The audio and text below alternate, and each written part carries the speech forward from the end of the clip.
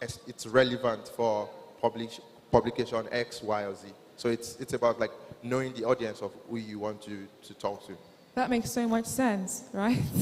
Okay, so Alex, how do you think, like building on what Alex Anu just said, like on the side of the journalists, like what can they do to make sure that they're not being used as PR, tools? Because like there's actually a line between PR and a journalist's story. So like, how do journalists, like how can they make sure, how can reporters make sure that they're not being used as tools for a startup's PR? Yes. Yeah. So I used to be at Tech About, and what the CEO said then was that the story had to, so does the story move the needle? After Tech About, I was at Quartz, and what we said at Quartz was, is it at the intersection of something important and interesting? And so those are like, every newsroom has its own way of defining what's important to it. And so a funding story might be important to an American publication, an American trade publication for Silicon Valley. It might not be important for the New York Times or Semaphore for the FT. So it varies. For me, at Semaphore, it's about how does that story affect the larger conversation about Africa's economy. That's how we define an important story, a compelling story. Can you draw a link between that pitch and Africa's productivity and Africa's growing economy? Another publication will have their own definition for that. Thank you so much, Alex. David, the PR person, how can tech founders establish trusts with journalists and build ongoing relationships? And how can they, in this journey, showcase, how can they, through these relationships, bring their stories, like their company's stories to light? Yeah. Well, I mean, sitting between two journalists. So the thing is, when you talk about how founders can establish trust, I would say your story has to be authentic. There is no, let me use the word PRing the story. It's got to be relevant. It's got to be relevant to the audience as well as relevant to the news cycle. If a founder is focused on, providing a solution, a much needed solution in the market, and is doing that well, growing the business as well as creating impact in most cases, I think that's a connecting point for the relationship between them and a journalist, because at the end of the day, no matter how much you or who you know, if your story is not good, it's not good. So I should also add that sometimes you have tech startups that have great stories but do not know how best to tell it. So they just put everything in one pitch. So they talk about everything, and when they are pitching or trying to reach reporters, they make it confusing. We do this, we've raised money, we are doing this impact, then we're creating this, everything inside one story. And that, in a way, can, make for the journalists to either move on from that story, except it's really compelling for them to want to do the story. So I think having an authentic story, it's important. Then knowing how to tell the story clearly and in a way that's relevant to the publication as well as relevant to the reporters. That's, I think, a great way to build relationship with the journalist. Thank you so much. And I see how that can be mutually beneficial, because they want stories, you want exposure, so when you align, it all works out for good. So, David, I still want to ask you another question. How do you think, because Anu talked about how Africa's media has come to a stage where they critically examine the work of these founders. Yeah. Sometimes these stories can be very sensational. So how do you think these startup founders should approach these stories? So I think it should start from a place of before any sensational story happen, there are things that have not been done right. You know, whether it's an issue of fraud or an issue of, work culture, it needs to be fixed. So I would not say that PR is designed to package your lies or package your bad habits and, then try to sell it to reporters. So I think the first thing should be startup founders and startups generally need to really look inwardly and, be true to themselves, be authentic. And let's just say there was a mistake somewhere and something happened and it spilled over. Again, it still boils down to them being open and authentic, because building a business is a lot of work and there are going to be challenges in doing that. Sometimes you may have a staff who feel like they're being wronged or disgruntled and they want to leave and they start saying a lot of things about the startup, and then it becomes a major story and all of that. The fact remains, if the startup and the founder are authentic and true to their process, all they need to do is have an engagement with the reporter and be open. And of course, wherever they made mistakes, they obviously should accept and say, these are the mistakes, but we are building a business and this is what we are doing to fix it. So I really do not think sensational stories should be approached from a place of how do we cover it, how do we suppress it, because crisis in itself, as bad as it seems, can also be a great way to promote the organization. People get to see what you're doing and also see how you handle the situation. Yeah. The way you handle the situation can reinforce trust, can get more people on your side. So I don't think startup founders should completely run away from it. They should do what they need to do and be authentic. But when it happens, they should own it and they should handle it as they should handle it. And I think it's going to work out well for them. Okay, thank you so much. Alex, how do you think founders should respond to sensational stories? Will I be paid for this? Maybe I should have asked that. Yeah. I can't give startup founders any advice on how to handle crises. I think being truthful is always the best policy. It doesn't mean responding to every story. I think it's unwise to respond to every story. I think the SBF example in the US is a bad way for a founder to respond to a crisis. But I have to tell you that journalists love when founders just keep talking, because the more he talks or she talks, the more they dig their holes. But obviously, if you are a staff in the company, you don't want your founder always on TV, responding to everything. You want them to take a measured approach where they know what they are saying. They're not just talking off the cuff, and that they are actually, in cases where the story is true, that they are humble and empathetic. In cases where the story is misleading, that they, rather than try to attack the credibility of the publication or of the reporter, that they reinforce their own true position on the issue. But yeah, it would help if they had like a professional working with them, a professional reputation management company. That, in my experience, helps, because it helps tailor your message and that you're saying one thing. Because the best responses are always passing a single message rather than trying to answer every detail in a story. Thank you so much, Alex, for your advice. Anu, do you think that journalists, reporters should be held responsible for the impact of their stories on Africa?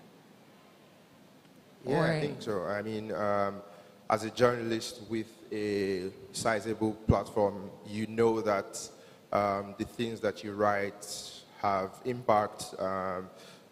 We've seen reporting that's seen people lose their jobs. We've seen reporting that's seen people end up in prison. For example, Elizabeth Holmes in the US, she was first exposed by a Wall Street Journal reporter. And he had to make sure that he got the story right? So I think it's really important as journalists, as reporters, that we are aware of the fact that our reporting could impact people's lives, positively and negatively. So you should always make sure that you have the story nailed on. I mean, I think, again, this is why I keep harping on about this, but it's really important. Editors and lawyers. So, for example, there's things that in my time at the FT that we've had to run past the lawyers before they go out because they are potentially libelous. So it's always very important. I know it's not realistic for every publication to have like a lawyer on standby, but it's always very important to realize the impact that your story could have if you're writing about something that is potentially controversial. For example, you need to make sure that you have your sources to the T, you've nailed the story. And I think something else that is really important is that we don't misquote people out of context, so that we always provide enough context around a story, around a quote, or around numbers as well, because you can see how people can possibly manipulate numbers.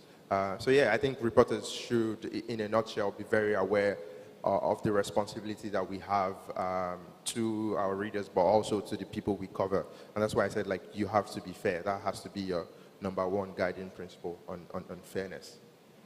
Thank you. Thank you so much, Anu. I have one more question for you, Alex. Do you think that journalists should advocate for more regulation and oversight in the tech industry in Africa, or should they just be neutral observers? I'll speak for myself. I don't advocate for anything. I think my job as a reporter is to report. If consumer behavior indicates that there is a need for regulation, then that advocacy is coming from the consumer through me and not from me. If it's coming from scientists who study the issue, then it's coming from them. But the important thing as a reporter is to be awake and alive to trends and to demand and to channel it to the place where it will be answered. Yeah. That's such a brilliant answer. And if I can add to what Alex has said about regulation, there's people who specifically cover tech regulation, right? If you look at the trade publications, for example, say, especially in the US, say The Verge or maybe Politico, their sites that they shuttered recently. There's people who specifically cover regulation. And I think sometimes just as a byproduct of the work that tech reporters do, you have to cover regulation sometimes. I mean, there's a bank in Nigeria, the most important bank in Nigeria, that when they brought this law against cryptocurrency, for example, that's a big story, right? You can't just ignore it, right? So just to add to what Alex said, by story flows, for example, you have to cover how regulation is shaping the industry. And I think that's a very important aspect to cover as well, because you cannot cover tech just in a silo. There's obviously it exists in a country or in an economy, and so you always have to make sure that you're covering the wider context, and that obviously includes regulation as well. Thank you so much. Thank you. Now I'll ask David the last question. So do you think that, how do you think the media can better showcase the contributions of African women founders and other underrepresented groups in the tech industry? You know, I like that question. You're welcome. Thank you. So just like you pointed out, there are some groups in African tech that need more visibility of their work and what they do. And the women are one of them, one of these groups. I would say, and I also want to appreciate Tech Cabal, because Tech Cabal has been championing that cause in terms of promoting awareness for female-led startups. And I hope I can just put in the fact that through the partnership between Tech Cabal and the Futures Female Mentorship Program, which is a PR program for female tech founders. Through that program, having run for 3 years, we discovered that a lot of female tech founders' stories are not being told. And it's not only about stories. If you look at even in investment, right, female tech founders are the least invested. So it's important that these female tech founders' stories are highlighted, and they're doing great things. So I would say that more media platforms need to champion some of those causes and throw light on these people doing great stuff that are not being heard.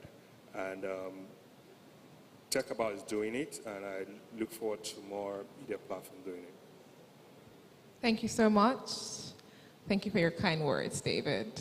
So that, we're done for now. Yeah, we are done. So I want to ask the audience, do you have any questions to ask any of the speakers here based on what we've discussed, or any questions that you have that you came here with?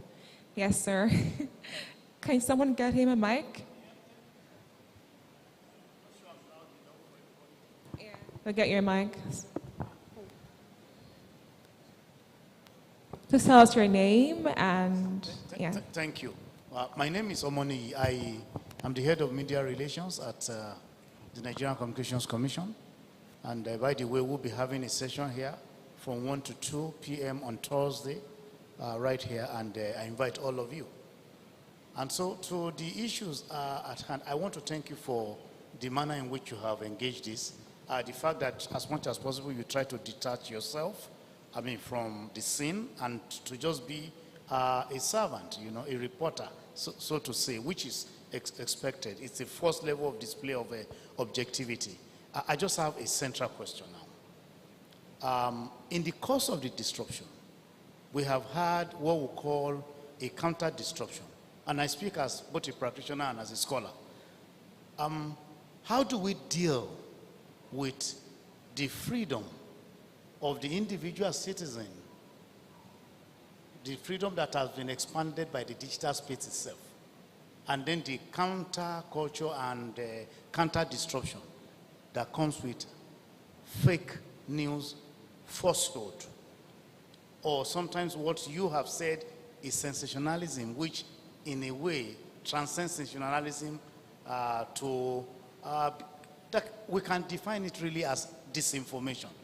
So simply put, how do we deal with disinformation that comes from the liberty of the average citizen who has access to the digital space? Who wants to answer this? Thank you so much. Alex? Okay, Anu, can you start?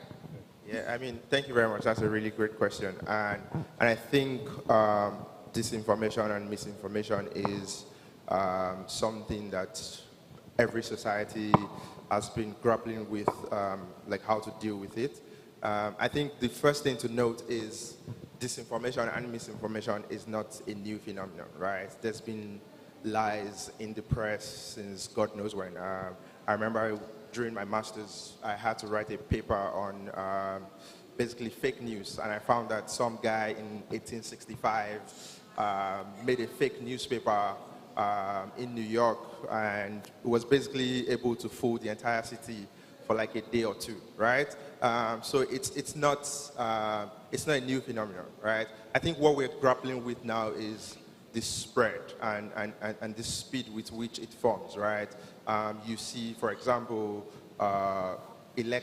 during election cycles, you see bot farms that are like in Ghana trying to influence a U.S. election, or like people sitting in North Korea or Russia trying to influence elections in like other parts of the world. So yeah, it's a problem that we need to to like acknowledge that we have, and I think everyone knows that's the problem we have.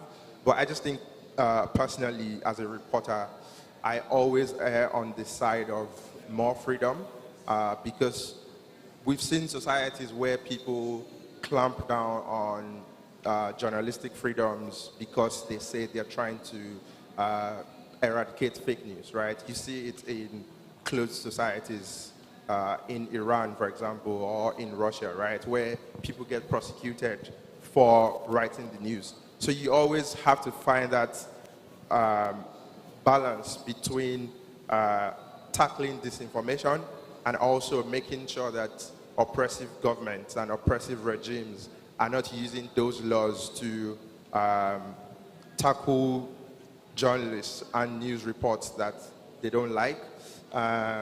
So yeah, I mean, I don't think it's a solution that we can find in 5 minutes. Certainly not now. But I think just personally, as a journalist, I would rather a society where people can say what they want. And that's why we have libel laws, for example, and it's laws that extend to what's published on the internet, for example. So if you feel like you've been wronged, I know the justice system in Nigeria is not the best, but I think that should always be our first recourse and not just, for example, locking people up because they've written things we don't like. Thank you so much, Anu. David? Yeah, so I would say that now you have organizations that fact check, right? So they can fact check a lot of things that are put out there, even though there's an argument that the fact checkers need to be fact checked.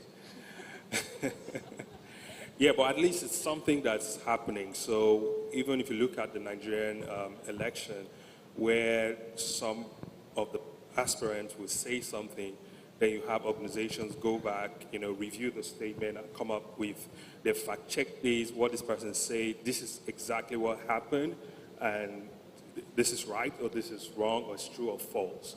So I think that's something that we can try to use to manage that, but apart from that, I don't see how else that can be handled. I know Facebook and Twitter and some of these platforms have systems in check to, say this information is not true and all of that. There's still, again, argument about whether what they're fact-checking is true or not. But to Anu's point, we would rather have the story out there and let's try to check which is correct and which is true. And I think citizens also need to develop a level of curiosity and a level of self-assessment of what they're exposed to. So you don't take anything you see. For me, no matter what I see, no matter how true it seems, I would have to wait and get the other side before I reach a conclusion. I think if citizens are aware that some people's job is to create falsehood, and that's their job, and so they would be more cautious as to what they take and what they consume. Thank you so much, David. Alex, do you have anything else to add? Thank you. Does anybody else? Okay. Yes, yeah, and then you. Thank you, everyone. My name is Henry Nzekwe, and I'm a tech journalist for WeTracker, an Africa tech media. So I have 3 questions. Well, I don't know how to split them. Maybe we can do one for one. So the first question I have is, do you reckon that some of these emerging technologies like AI, say ChatGPT, for example, which is making waves all around, is going to have an impact in the work that we do as journalists or as tech journalists, or maybe journalists in general? How do you reckon these emerging technologies or emerging advances in AI is going to affect the profession? That's one question. The second question I have is a bit personal, maybe personal to me. but I would just like some advice, basically, on how do you develop a nose for what matters in a story?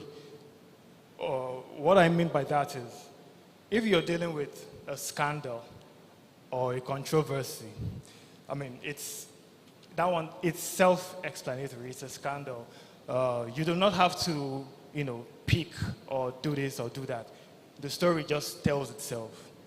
But we have a lot of things happening in the ecosystem, things that seem like trends, emerging trends and all that.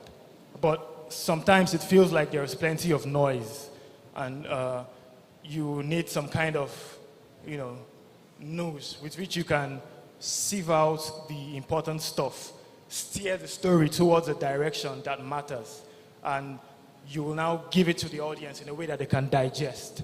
So how do you tell which part of the story is relevant enough, and it's relevant enough for me to steer the story towards? That's the second question.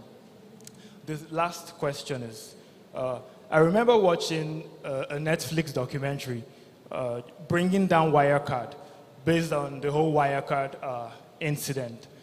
I remember it was an FT journalist, Dan McCrum, who was interviewed in the documentary, and he mentioned that on certain days or for a period of time, he comes to work and looks around for fishy things.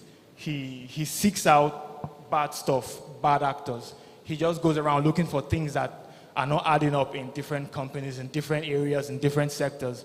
And that was how he stumbled on Wirecard, just by deliberately looking for bad stuff. So the question I want to ask is African tech ripe enough for that kind of work? Do you think that would be tantamount to operating in bad faith at this point in time, at this, time of our evolution, where we are now? So I don't know if that question makes sense, but I just would like your thoughts on that as well. So those are the three questions. I don't know if you were taking those or whether I should. Yeah, we were. Yeah. Thank you, Henry. So who wants to go? So ChatGPT. So ChatGPT will not take journalists' jobs. I hope. And the reason why is that it's like ChatGPT cannot go and hang out in W Bar and go to clubs. So it's a job that requires you speaking to people and going to Gambia and that there's a lot of original work that goes into journalism that AI will not do at this time. So I don't think it's a lot of concern.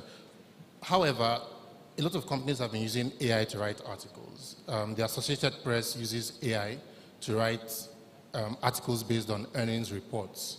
So this is not exactly new. There are some types of journalism that can be done with. So for example, ChatGPT might automate funding stories. That is very possible because there's almost always a structure to a funding story, the amount raised, the investors, whatever it is the company says about expanding to North Africa, even though they are not. That can be automated. But a story about a scandal in a company where you need to speak to a dozen employees, I don't think there's much of a risk there. Thank you, Alex. So, David, which one do you want to answer? So I think the questions are mostly for journalists, but let me just say there's the part where he asked if we're at that point where we should deliberately seek, journalists should deliberately seek bad stories and write about them.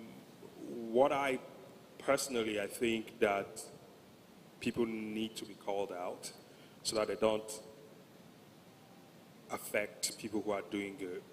And when one person or a group of people are doing stuff that will then affect the industry, they need to be called out. Because if you don't do it now, you'll do it later. So, and once there's a consciousness from organizations that what they do can come into the open and will be called out, I think they will be cautious and they would do things rightly, I hope. So that's my personal opinion, but again, I'll let Anu to speak as a journalist. Yeah, that's, I mean, obviously Dan, who you mentioned, who is a colleague, is an investigative reporter, right? So his literal job definition is looking for bad stuff, trying to shine a light on something.